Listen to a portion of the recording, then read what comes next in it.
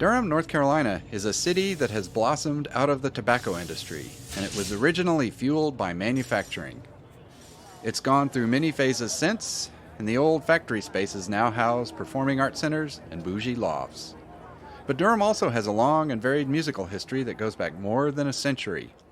Then and now, it's been a center for jazz, hip-hop, Americana country rock, and most of all, Piedmont blues. Back when Durham was becoming known as the Bull City, its soundtrack was Piedmont blues, as played by giants like Blind Boy Fuller. In the 1920s, 30s, and 40s, factory workers made up the audience for blues and other developing styles of music. Nowadays, it's tech workers and college students who flock to the city's live music venues. It's a long way from Durham's early days, but the changes are still coming fast as battles over segregation have evolved into disputes over equity and gentrification. And yet what hasn't changed is that it remains a great music town for artists and fans alike. This is Durham.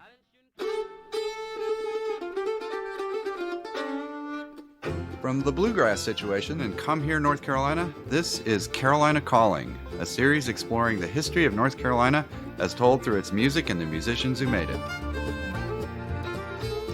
I'm David Minconi, and this is Durham.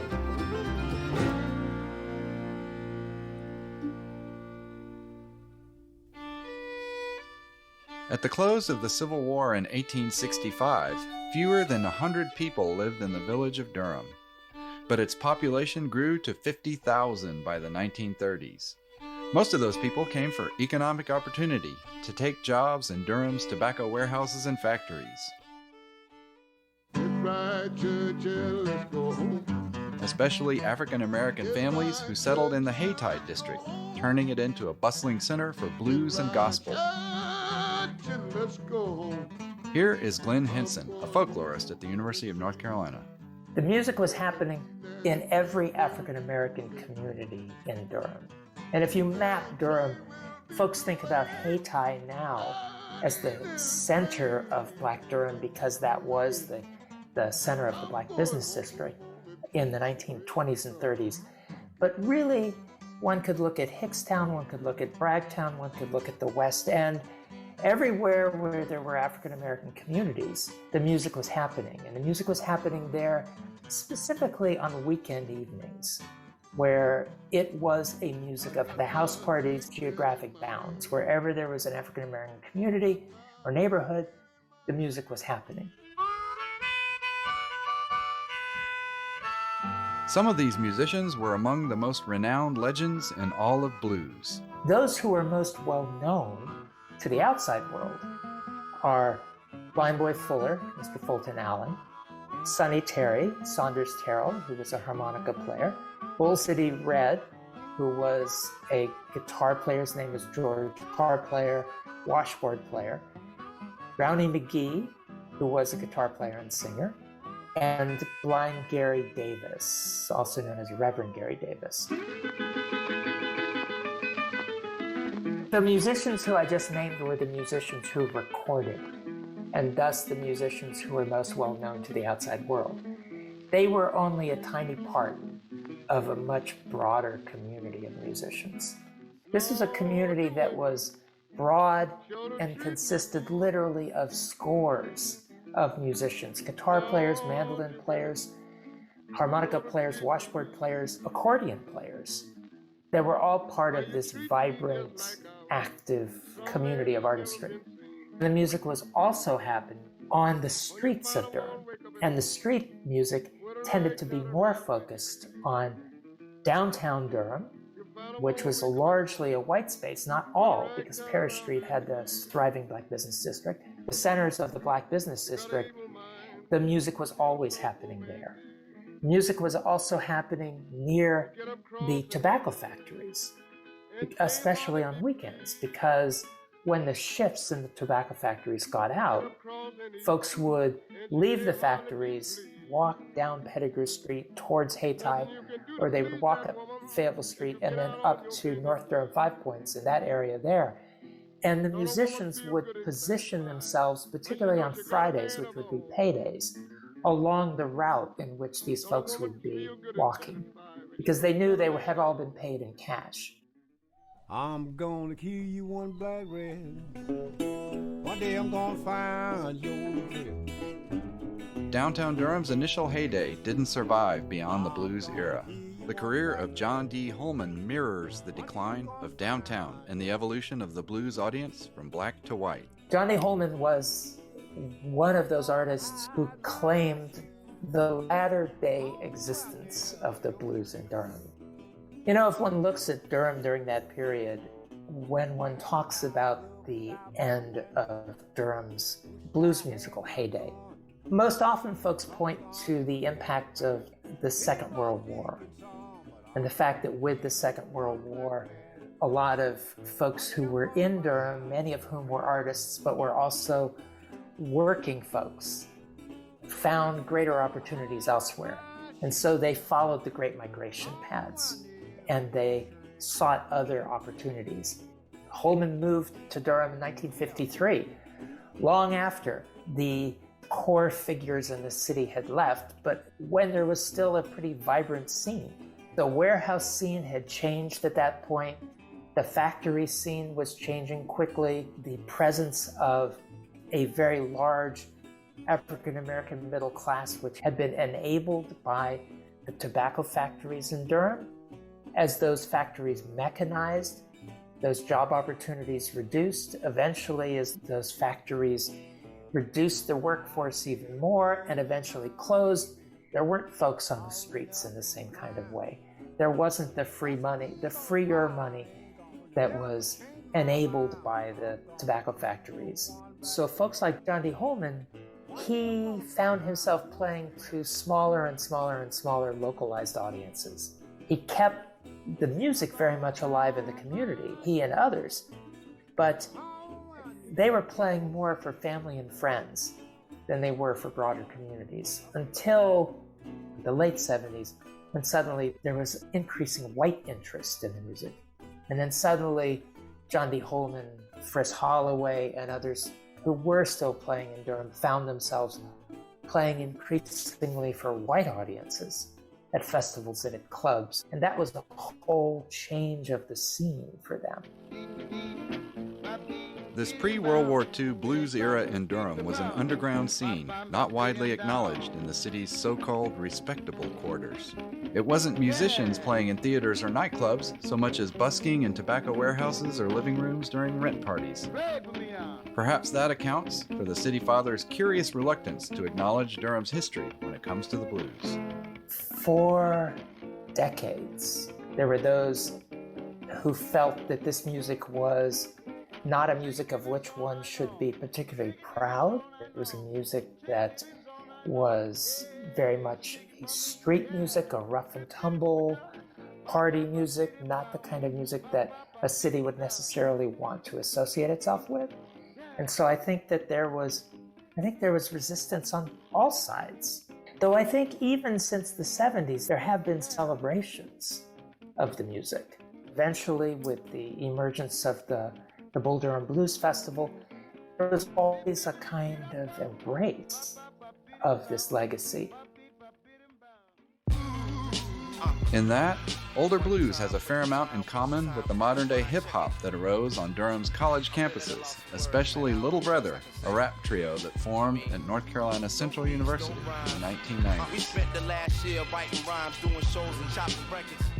The blues and hip-hop are related in the subject matter and communities of creativity. And those musics, if one were to look at that trajectory, one would come up with hip-hop now. But it's the similar community that's creating, it's similar communities that are listening and celebrating the music. Hip-hop is perhaps more explicitly political, though I would argue that in the 1920s and 1930s, the blues, and especially the regional blues, focus on everyday conditions and celebration of everyday Black life was eminently political as well. It was always a music that was created in spite of, and not in response to, but in a claiming of an alternate world, that which the man would have African Americans in Durham partake of.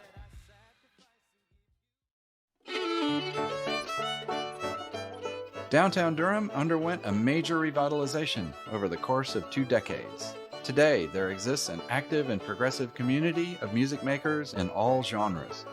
One such artist is Alice Gerard, a bluegrass Hall of Famer from the pioneering 1970s duo Hazel and Alice, who also founded the folk music magazine, The Old Time Herald.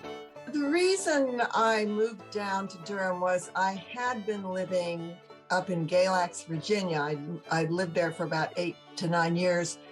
And while I was there, I started the Old Time Herald magazine. And it soon became real clear that I was going to need more resources than I had up there. If it had just been about the music, I could have just stayed up in Galax. But it was about the magazine, and I got a little grant here to have somebody come in. It was possible to have a computer. It was possible to have somebody show me how to set it up on PageMaker, and there were just the resources here to help, primarily with the magazine. But when I came down here and put together a band that was focused on my music, then that just gave me more permission to sort of, I wasn't learning from somebody, I was doing my thing. You're always learning from people everywhere, all the time, constantly. It'll never end. But I mean that hard focus on older musicians, the elders of the tradition, and just listening to them and absorbing their stories and their music. But I was also focusing more on myself. And I feel like that's one of the reasons that I moved down here too, was that was a conscious thing in a certain way. It wasn't like, I've just got to do my own thing. I'm so tired of, it wasn't like that. But it was, I just, I need to figure out how to make my music, and at the same time that I still want to do all these other things too.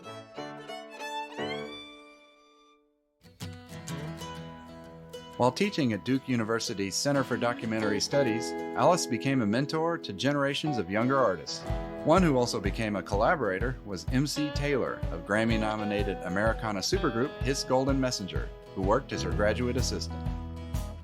Alice Gerard is inspiring to me in a lot of ways. She's a very soulful person, which is a kind of a subjective description, but she seems to feel things in ways that are instructive to me. Like she's in touch with the heart of things. For how much deep knowledge she has about old time and traditional music, she wears that expertise pretty easily.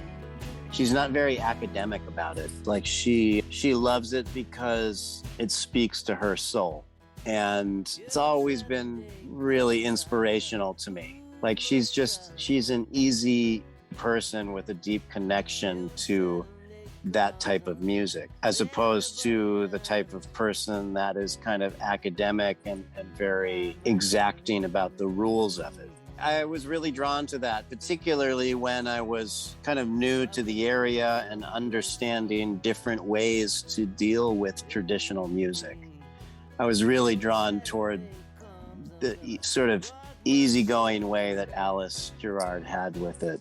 I've always got one part of my heart and brain listening to the tradition, and that informs what I do in the present with a song or like a chord progression. But other things inform that too, because I grew up listening to not traditional music, but people like Frankie Lane and Rosemary Clooney, and of course the Harry Smith anthology. That was the biggest deal in my whole life up to that point, really, musically. And there was everything on there. There was blues, there was ballads, there was Cajun music. There wasn't rock and roll, but I got that. And then when the Beatles came in, I was listening to Flatt and Scruggs and the Stanley Brothers more than the Beatles, but they were there. And so I listened to, because I didn't grow up in what you might call a traditional culture. I was listening to whatever was popular at the time. But I'm always informed by tradition to some extent, even today. I mean, I'm speaking musically.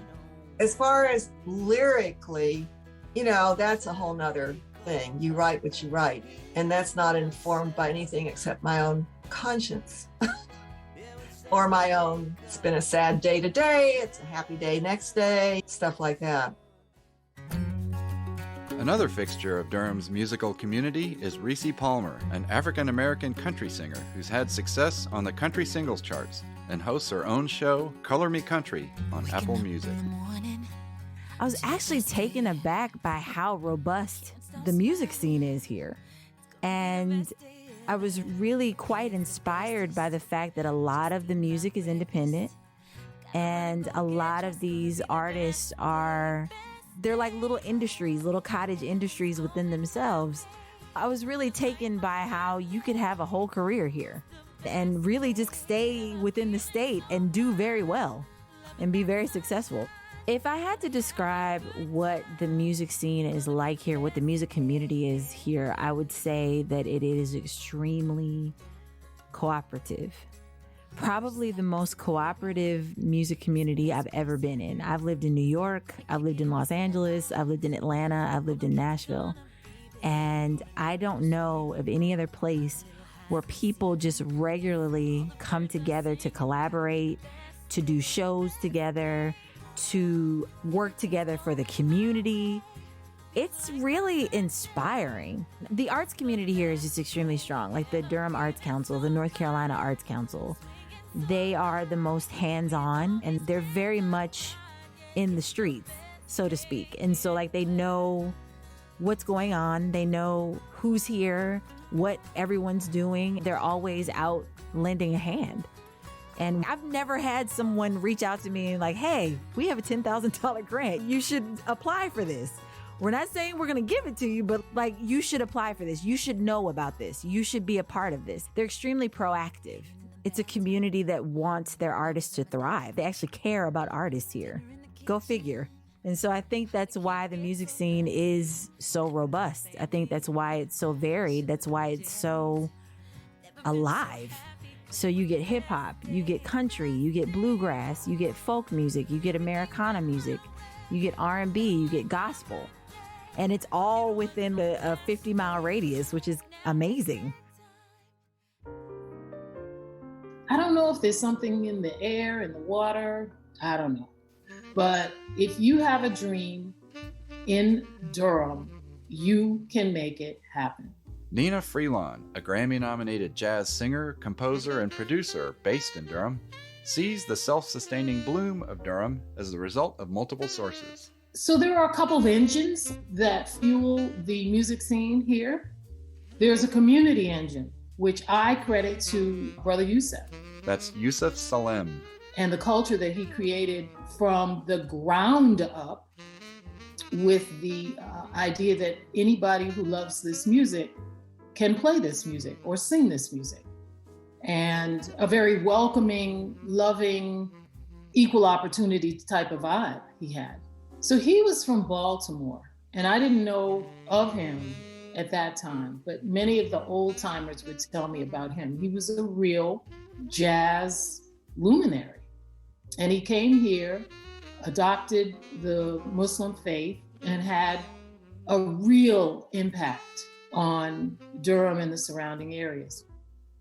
And then there are the universities that are also engines. They bring people to the area, they bring musicians to the area, and then there's a cultural engine through the Durham Arts Council, which I actually got my start through the Durham Arts Council, taking a jazz workshop in 85, 86, 87 maybe, with Bus Brown. And it was a community-based workshop. Now, that's unusual because most singers, I don't think, are birthed from the community that they, or if they are, they move away and they go to New York or LA, and that's the end of it. But I have been so blessed to have been birthed here, to have been able to remain here and grow here. You know, I didn't have to leave.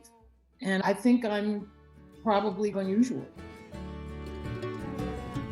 The talent currently thriving in Durham and adjacent cities, including Chapel Hill and Raleigh, is as wide and diverse as its history. there are so many. Yeah, I tend to think more like maybe in the triangle, because some people that I might think of as Durham musicians might not actually live here. But let's see, Watch House, formerly Mandolin Orange, Mipso, Sylvanesso. Gosh, there are so many. Charlotte Ammons, Hot at Nights, Mountain Goats, the whole Merge Records family, which is my record label that is based in Durham. Superchunk, Flock of Dimes, Jen Wasner's band. Tatiana Hargraves, Reed Stutz, Sonia Badigian. His Golden Messenger is, I think he's just an incredible writer and thinker, aside from being just a really great singer. But I love his brain. Kamara Thomas, she's just like Earth Mother, storyteller, myth spinner. Like, she's pretty amazing. Phil Cook is here. He's amazing.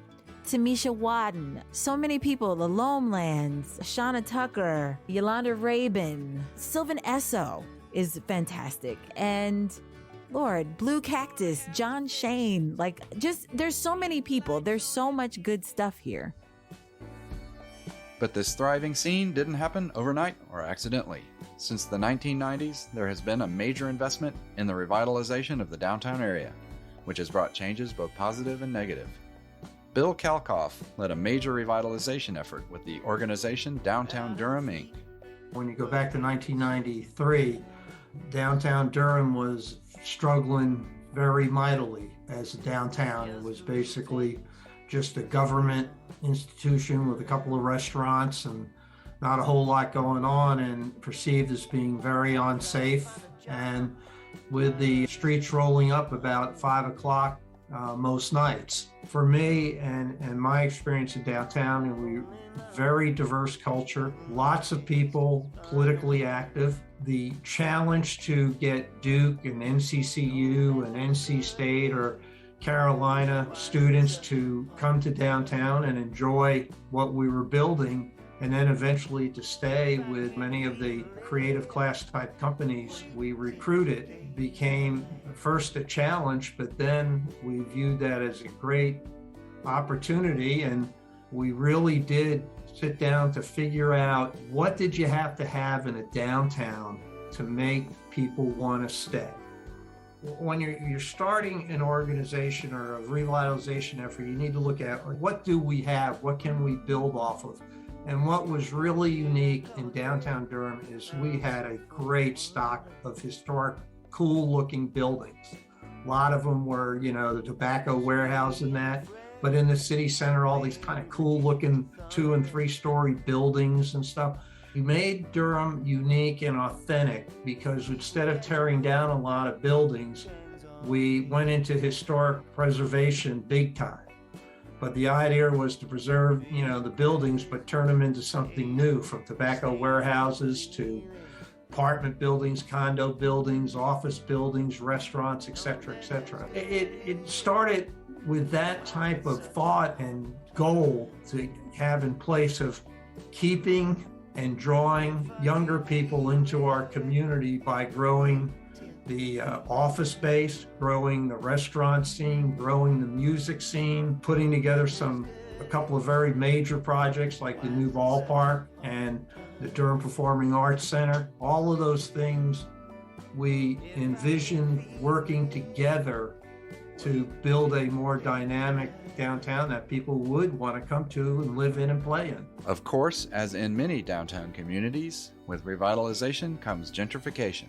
I think that there has been a lot of development. There has been gentrification. There has been improvement. The sort of way that Durham has evolved exists on a total spectrum. Home prices have risen. You see Duke students actually out and about in town here, which I think is something new. The neighborhoods around downtown, the creative class of people we were recruiting to work in downtown ended up being the forefront of the people of the neighborhoods that they moved into those neighborhoods, bought properties, renovated, in many cases brought, the quality of life in those neighborhoods up, and it hasn't stopped. And I don't think it will stop. Our political leaders want to make sure is certainly, it is the climate today politically. How do we make sure gentrification doesn't move everybody out who've been longtime residents? They're going to have to work hard at that. As gentrification occurs in downtown Durham, how does a community so rooted in the support of emerging up-and-coming talent maintain its soul? How does Durham remain a fruitful breeding ground for alternative music and music communities? When Apple opens its billion-dollar campus, will Durham remain Durham? Or will we see a repeat of what happened to the blues scene when the factories mechanized? I think of Durham as a very progressive place in most of the important ways. I feel like Durham coincides with my own beliefs about how I want people to be treated and what I think is important to be foregrounded in a place. I often think of Durham in the same way that I think of a place like maybe Austin, Texas, or Athens, Georgia, just in terms of the way that all of those cities are sort of bastions of progressive ideas in the midst of places that are maybe a bit more conservative. Especially the history of Durham being the home of Black Wall Street and the home of this extremely, at one point, and it still is, a thriving Black and brown and white community now, I think definitely inspires me. It inspires my music like a pride. When you're here and when you're just walking around, there's a lot of pride in this town. There's a lot of pride in the people about this town and about its history and about what it's capable of and what it has created and what it has put out into the world that has changed the world at large, not just Durham, not just North Carolina. And you can't help but soak up some of that. And so musically, I think that I have turned my eye and my focus on social issues, the issues at large, not just love and all the flowery stuff, but like about things that matter globally, the things that matter locally, the things that matter to people like me, to people not like me, but just things that matter to humans. When you're in a place like this, you tend to think more about that as opposed to like what's commercial or what's going to sell or what's going to get on the radio. You tend to focus your art on things that actually matter in the long run. Alice Gerard would know something about that. It was around 2016, I think, the North Carolina legislature, which is not known for its liberal principles, passed this HB2 bill, which said you had to use the bathroom that corresponded to the gender that was listed on your birth certificate. So if you were transgender or anything different, you could not use the bathroom of your choice. And there was a big uproar about it. And I just said, okay, I'm going to write this song. So I started writing the song called Old Jim Crow, because I really feel like Old Jim Crow is trying to come back again. It's bad, as long as the music, old time music has existed, people have given voice to discontent and injustice, all things through their music. And they've written songs, they've sung about conditions that are bad, and they've sung about all this stuff. So it's not new to be progressive or have viewpoints about social justice and transgender women's rights, transgender and women's rights, and everything. It's not new. To Nina Freelon and Reese Palmer, maybe the key to a vibrant, thriving culture is active support in the forms of those community engines, both internal and external. In my artistic growth, the Visiting Arts Program. This program was sponsored by the Department of Cultural Resources. Every county in North Carolina, all 100 counties, had an artist assigned to them. I was assigned to Brunswick County, North Carolina, back in 89. And I was the artist for that county. What that meant was I was available without charge to any social organization or school who wanted to use my services. It also meant that I could do exchanges with other artists who were living in other counties. So there was a great exchange. So I played in every city and holla in North Carolina, from Maggie Valley to Duck. That changed who I am. And that really encouraged me to trust the music. This was not with a band. This was not with a fancy sound system. This was just me singing a cappella to a group of second graders who never heard of jazz. That really put some steel in my spine about how powerful music is and how it can touch people's hearts and change people's minds. I hope and pray that North Carolina can bring back the Visiting Artist Program, because it was not just for me. And there were performing artists, there were visual artists, there were all kinds of artists that were a part of that program. And it really made North Carolina the state of the arts for real, not just with words, but for real. Here, it's sit down, stay a while, and let's watch you grow, and let's help you grow, and let's figure out what else you can do. What else can you add to your artistry? It's like an incubator almost. Reese is paying forward that dedication to fostering new talent with her new organization, Color Me Country. So the Color Me Country Artist Grant Fund was started in December of 2020. It's a partnership between myself and Kelly McCartney's Rainy Day Fund, which was primarily focused on BIPOC and LGBTQ plus artists in Americana. So my focus is primarily on artists who are BIPOC, which is Black, Indigenous, people of color, Latinx, so on and so forth, that are pursuing careers in country music. And it's $500 to $1,000. There's no application or anything like that. Just basically reach out to me, or I may reach out to you. And the whole idea is that I know what $500 or what $1,000 can change. You can get a video done for that. You can finish a project. You can pay your rent. You can fix your car. You can get surgery. We have so far been able to help over 50 plus artists in this last year. And we just got a cash infusion from Brandy Carlisle's Looking Out Fund. And CMT just made a very generous donation to the fund. Fiona Prine, John Prine's wife, one day she just was like, for every donation that y'all make, I will make a matching donation. I mean, we've had some very high profile, amazing people donate to the fund. But like the thing that I'm most excited about is just the regular people that every month donate $5. I think that's amazing. A ridiculous amount of projects this year have happened because of that fund. So I'm very proud of it. What I don't want someone to do is to stop pursuing their dream because they can't afford it, or for a project to go incomplete because you can't afford to finish it.